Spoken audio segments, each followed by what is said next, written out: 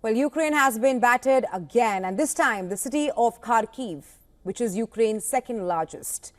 It faced what its mayor is calling the biggest Russian drone strike yet in the war, that's since Russia launched its full-scale invasion.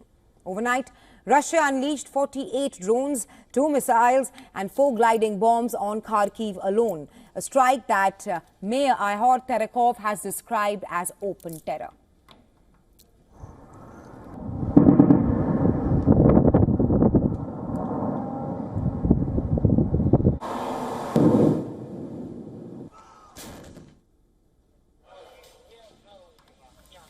The destruction was sweeping. At least 3 people were killed and 22 others injured. Among the victims, a baby and a 14-year-old girl.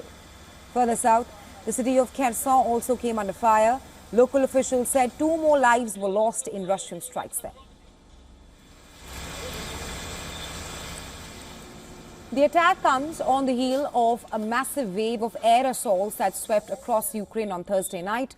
The attacks targeted multiple cities in what Moscow claims is retaliation for terror attacks by the Kiev regime. Those attacks included Ukrainian drone raids on 5 Russian military bases last Sunday. On that night alone, 6 Ukrainians were killed and 80 more were injured as over 400 drones and nearly 40 missiles struck cities nationwide. Ukrainian President Volodymyr Zelensky has called the overnight attacks a massive strike on cities and ordinary life. He said the onslaught touched almost all of Ukraine, including the capital city, Kiev. The strikes also hit the northern city of Chernihiv and extended west to Lutsk and Ternopil, where Russia claimed it targeted military infrastructure. On Saturday morning, Ukrainian Air Forces claimed that they shot down a Russian Su-35 fighter jet in the Kursk direction. Russia has not commented on that claim. The Ukrainian military called it a successful operation. But even as Ukraine tries to push back, the global debate deepens. On Friday, U.S. President Donald Trump said he hopes that Russia does not resort to a nuclear war. He added Ukraine gave a reason to Russia to bomb them.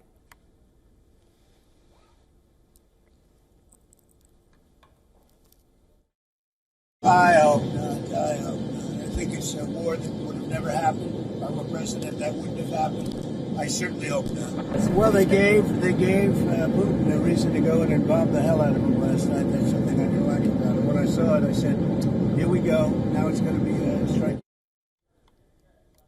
This comes as Russia asked the UN nuclear watchdog on Friday to mediate between Moscow and Washington to resolve the question of what to do with U.S. nuclear fuel stored at a Ukrainian power plant controlled by Russian forces.